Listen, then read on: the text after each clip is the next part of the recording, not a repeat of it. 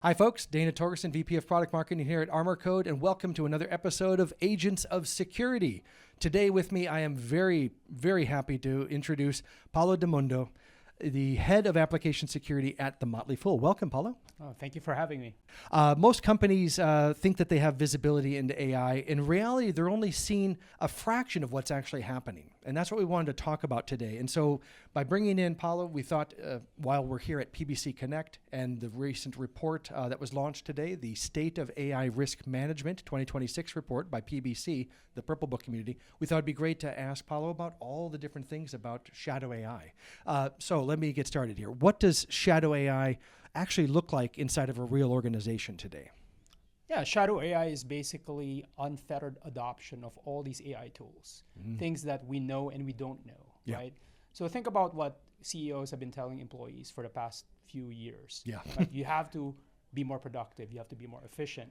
Faster. Faster, better, cheaper, right? Yep. And employees have really heard that. Yeah. And organizations haven't been able to keep up with all the security reviews for these applications. Yeah. So what happens? They sign up for Claude or ChatGPT with their own personal accounts. Yes. And maybe even something like DeepSeek, right? Oh, I haven't gone that far, but I was okay. about to raise my hand for the first one. So it's yeah, DeepSeek based out of China. out of Singapore, right? That's right. Yeah. You know, all your data is now being sent off to a unknown source. And it's a very scary time. Yeah. You're clearly on the leading edge of AI adoption. We've had previous conversations. I know you've talked to us at ArmorCode and at previous events too and webinars. How do you balance moving the speed, the faster, with actually staying in control? Because control is a huge thing. Visibility and control. Visibility does not equal control, and control doesn't necessarily mean governance too. What would your recommendations be there? How do you balance that? Yeah, I mean, there's a lot of terms that you've thrown there, but ultimately it all comes down to what am I doing, right? What are my employees doing? How can we put controls so that, you know, we can detect when something goes wrong? Yeah. Right? That's ultimately what this is all about. Simply put, yeah. Right? Okay. So number one, what are we doing, right? Do we have a live view of all the AI agents and all the AI tools that we're using? Yeah. Right?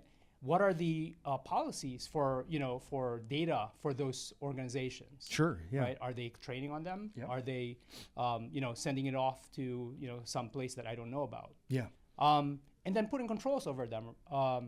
Things like, how can I be assured that I'm not sending off my PII to these things, right? So can I put maybe browser-based controls or controls on the AI agents themselves? Yeah. So that's ultimately how you move fast, right? Knowing what is out there and putting controls on top of them. Makes sense. And there's different tools out there that are available to try to gain that visibility and to apply that control. But traditional security approaches, they generally are falling short when it comes to AI. Why do you think that that's happening? Or where is that happening with traditional security? Yeah, I mean, security has always been input in, output, right? Known input, known output. Yeah. Right? Yeah, very binary, yeah. Yeah, but this is a whole different ballgame, right? The whole different risk model, because LLMs by nature are stochastic, right? They're probabilistic. Yeah. So even if you detect my prompt injection today, you might not detect it tomorrow. Good point. And it's a huge problem. And that's why security is in AI is a totally different ballgame. That makes sense, yeah. What about if you're a security leader, what's one thing that you should go do this quarter if you're going to try to get ahead of all of this? I think you need to think ahead, right? Today, it's just chatbots. Tomorrow, it might be AI agents that employees are requesting. Can they install CloudBot? Can they install other forms of AI agents? Yeah. And before getting caught flat-footed, you really need to think, how can I deploy this securely before someone even asks me? Sure. Yeah, that would be a much better position to be in versus reacting continuously, I suppose. Yeah, absolutely. So think ahead. Yeah. And come up with solutions before it's even asked. Okay. One question we like to ask everybody on the Agents of Security podcast is the human element versus agents.